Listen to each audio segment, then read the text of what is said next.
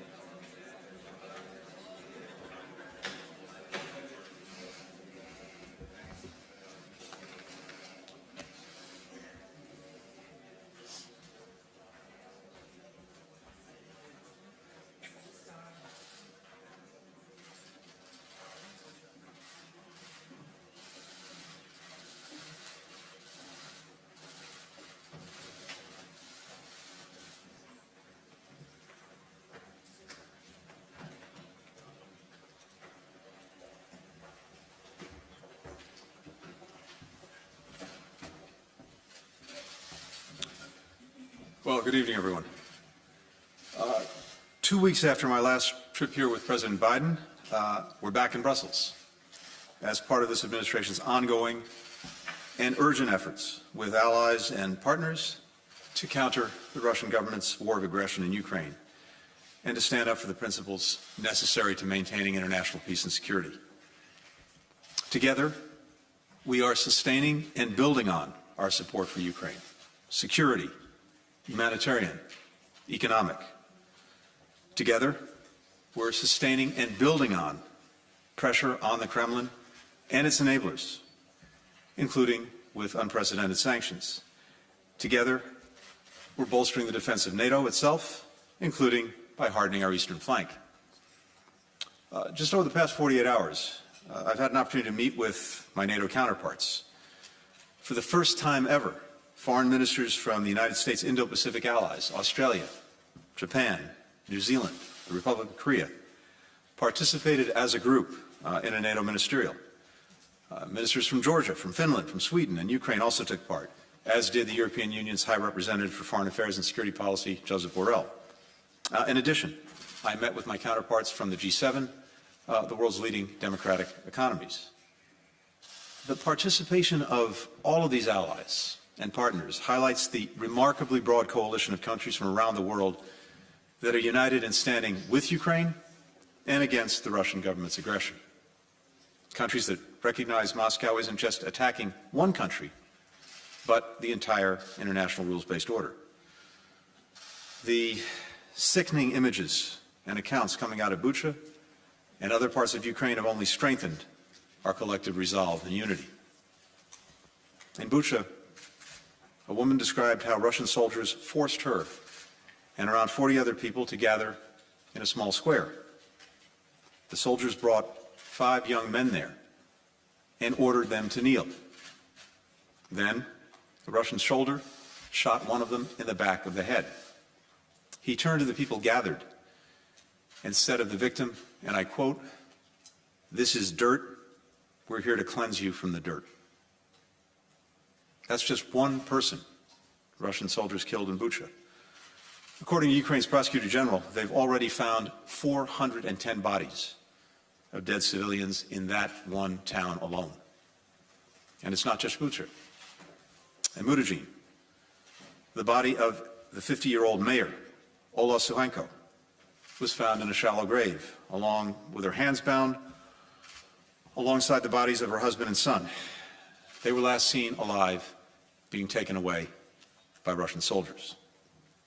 In Kharkiv, a woman was sheltering in a school with her 5-year-old daughter and neighbors when a Russian soldier picked her out and forced her to accompany him to an empty classroom. He cut her face and neck with a knife, threatened to kill her, and raped her repeatedly at gunpoint. With each day, more and more credible reports of rape, killings, torture are emerging.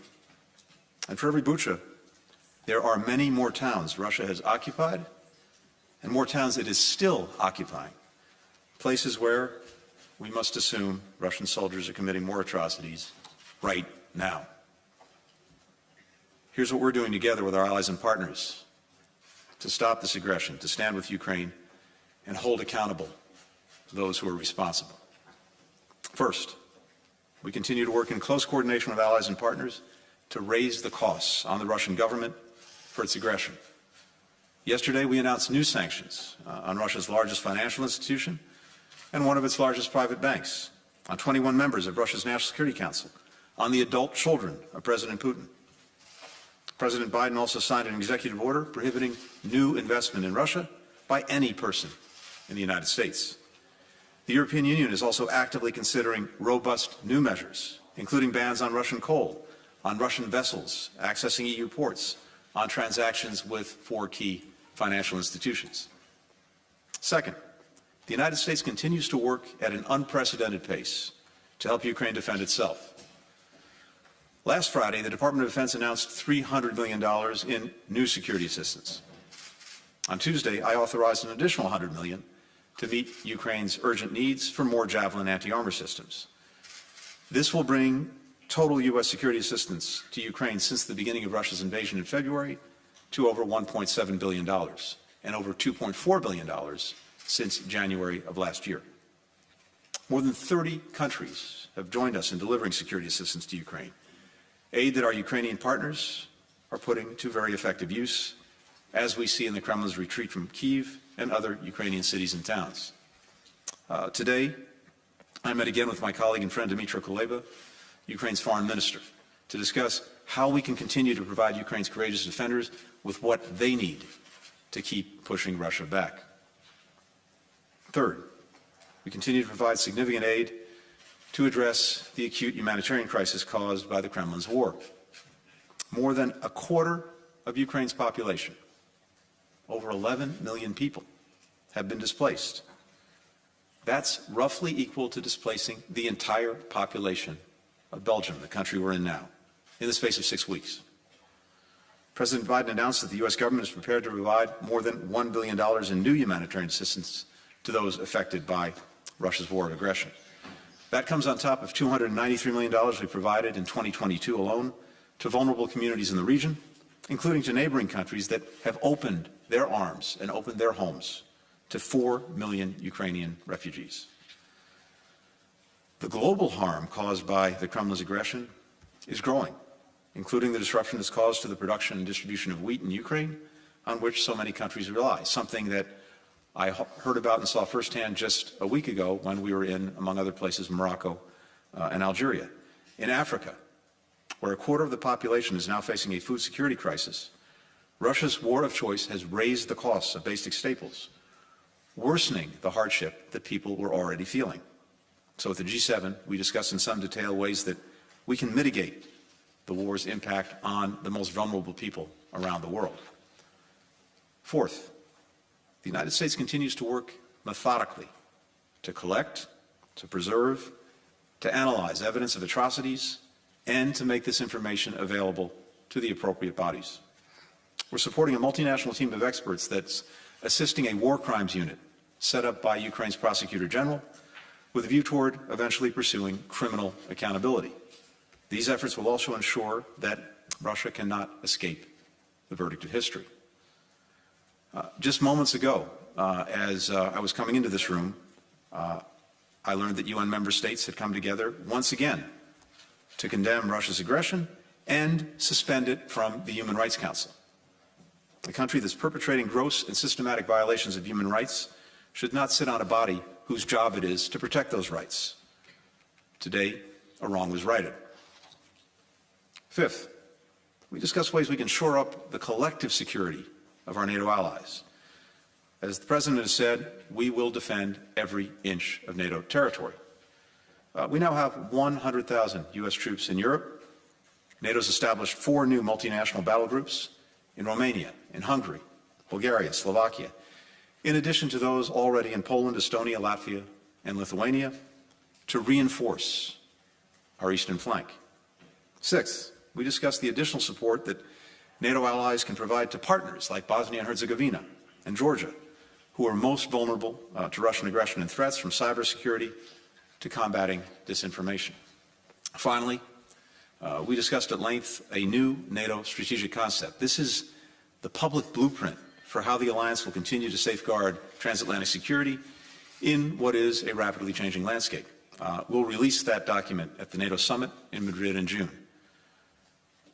President Putin thought, among other things, that he would weaken and divide NATO. This strategic concept will make clear that NATO is in fact stronger, it's more united, it's more capable of addressing 21st century threats.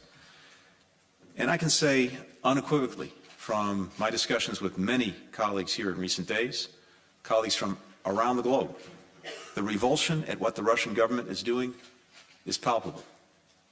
There's a greater determination than ever to stand with Ukraine, to shore up and revitalize the international order that Moscow is trying to upend, to bring to bear even greater costs on the Russian government, to ensure that people are held accountable for their crimes.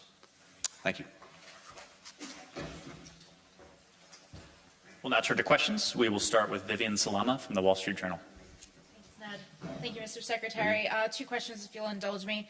UK Foreign Minister Liz Truss said today that allies have agreed to help Ukrainian forces move from their Soviet-era equipment to NATO standard equipment on a bilateral basis. She used very specific language there. And so is the U.S. going to match that pledge? And if so, can you tell me a little bit about the timeline, when you plan on doing that? Second question is, Ukraine's Foreign Minister Kuleba said today that as long as the West continues buying Russian gas or oil, it is supporting the Russian war machine. That's a direct quote. Are you pressing Europeans to commit to a timeline, a more aggressive timeline, for banning Russian oil and gas? Thank you. Great. Thanks. So on the first question, first, as you know, and as I said, we have been individually as the United States and collectively as partners, more than 30 countries, providing to Ukraine the weapons and systems that we believe it can use most effectively and that it needs to push back against Russian aggression. And we're not going to let anything stand in the way of getting Ukrainians what they need and what we believe can be effective. So we're looking across the board right now, not only at what we've provided and continue to provide, but whether there are additional systems that would make a difference and that we could provide them. And we're doing that in close consultation with the Ukrainians as well as with allies and partners. On the energy situation, so we've seen over many years a dependence build up in Europe on Russian gas, especially, as well as on Russian oil. And I think what I'm hearing very clearly is a commitment to end that dependence. We've seen again and again Russia use energy as a weapon, as political leverage, and of course, the proceeds that it gets from the sale of its energy is now, yes, helping to fuel its aggression against Ukraine. And my strong sense is that Europeans are very much committed, as I said, to ending that dependence. But it's also not like flipping a light switch. You have to do it methodically. You have to put in place the necessary alternatives. The United States is doing a great deal to help in that regard. As you know, for this winter alone, we've worked to make sure that there were sufficient supplies, for example, of LNG, to compensate for any losses from decreased sales of Russian energy or a cutoff in Russian energy. Going forward, you heard President Biden talk about this a couple of weeks ago when he was here. We're committed to increasing the supply of LNG. Other countries are taking steps to increase supplies of different kinds of energy. And as I said, Europeans seem committed to moving forward on this. I think it also tells us how imperative it is that we accelerate the transition to renewables. And we can, I think, and Europe can make a virtue out of necessity, not only by moving away from Russian energy, from Russian gas and oil, but moving toward sustainable energy and toward renewables. But it's a process. It takes time. But my strong sense is that Europe is committed to doing that. Thanks. Missy Ryan, Washington Post. Two questions for you. Foreign Minister Kuleba also today said that as Russia prepares for its concentrated offensive in eastern Ukraine, that Kyiv needs new kinds of weapons and more weapons in days, not weeks, or else more people will die. Has the United States committed, or will the United States commit to providing new kinds of weaponry to Ukraine within that time frame? And then the second question for you, do you believe that the apparent Russian atrocities revealed in Bucha and in other parts of Ukraine make it harder to attain a negotiated settlement to the war? Thanks. So, Missy, again, on the weapons, we've been doing this, all along. By the way, the provision of weapons to Ukraine to defend itself against Russian aggression, President Biden moved out on that aggressively many, many months before the aggression took place because of our concern that Russia was planning and preparing for it. We did an initial drawdown. The President instructed back at the end of last summer, another one in December, and then, of course, many since the aggression.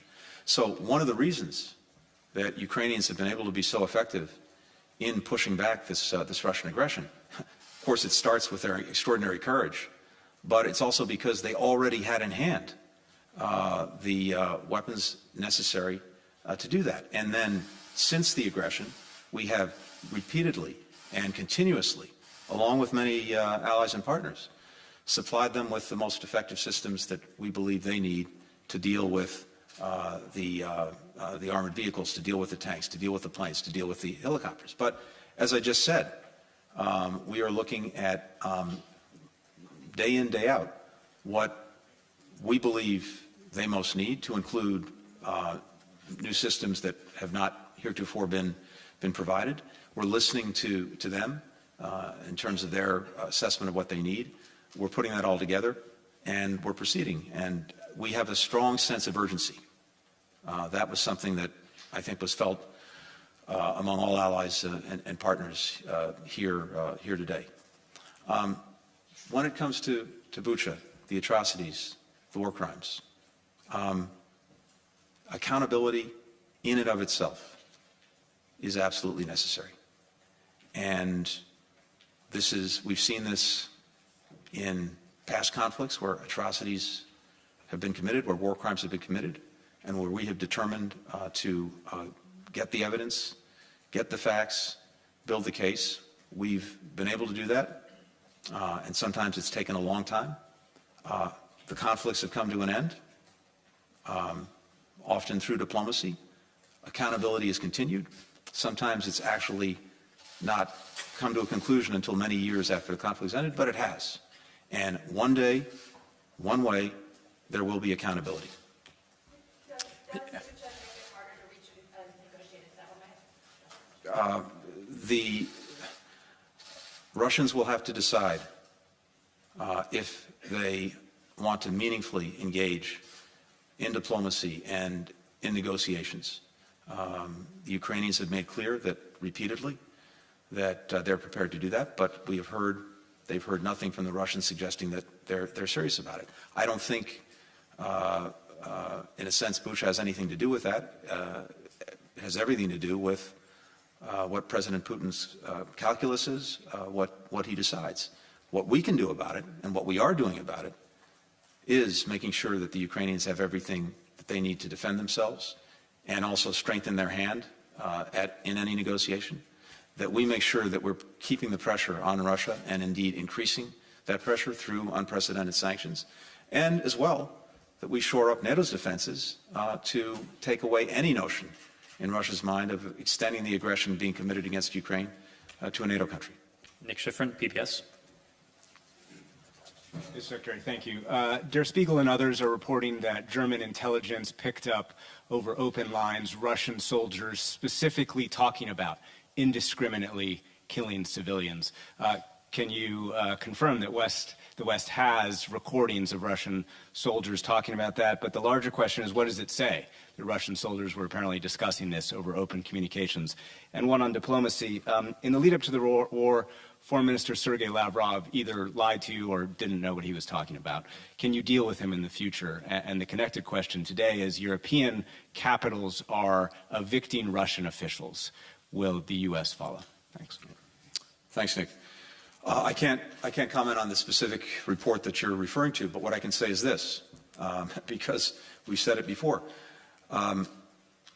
We said before Russia committed this aggression that if it did, part of its campaign plan was to inflict atrocities, was to target individuals, was to commit the kinds of crimes that we're now seeing, to terrorize civilian populations.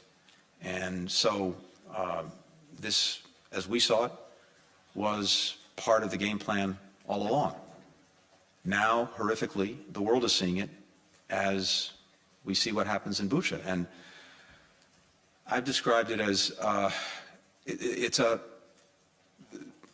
there's a strange thing going on in the sense that, look, our TV screens have been filled for the last 42, 43 days with images coming out of Ukraine.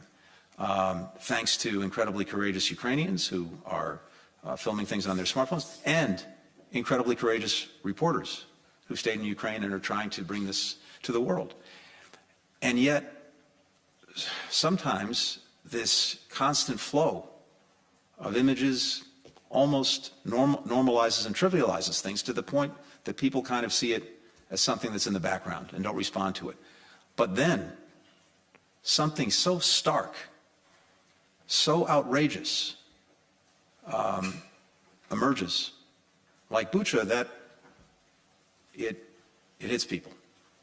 And again, to me, it's like we've seen as the Ukrainians have pushed back this Russian tide, we see with the tide receding what's left behind, and that is horrific death and destruction. With regard to diplomacy, look,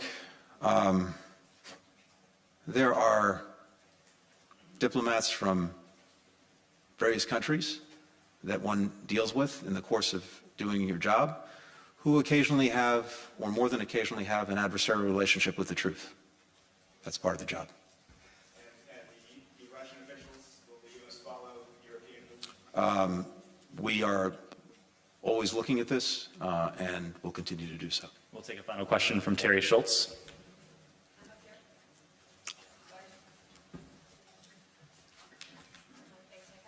Mr. Secretary. Sorry, just to follow up on Missy's question. You yourself called what happened in Bucha outrageous. Everyone knows the Secretary General says that we are preparing for more such atrocities in Mariupol, in Donbass, as a major offensive is coming. How do you sit across the table from Dmytro Kuleba and said, well, we're looking at what else we think you might need, when he surely comes with a list? He tells us he came with a list. He gives us his list. So, and he says he doesn't have the days that you are taking to look at this. How do you explain that to him?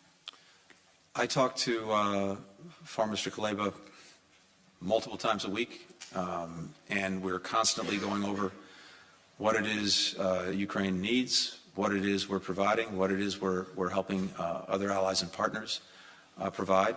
And again, you'll have to, ask him, but I think we were just together maybe an hour ago, and I don't want to put words in his mouth, but I think he said very clearly the appreciation that he has and that Ukraine has for the support that we have been consistently providing. So as we're speaking, we continue to provide what Ukraine needs, but it's also a constantly evolving picture. They're coming forward with new systems that they think that would be helpful and effective. We put our own expertise to bear, especially the Pentagon, to help determine what indeed we think could be effective, what Ukrainians would be ready to use as soon as they get it, and what we actually have access to and can get to them in real time. So it is an ongoing process. And again, the fact that the Russians have been pushed out of Kyiv, that they've been pushed back to eastern Ukraine, is the product of two things.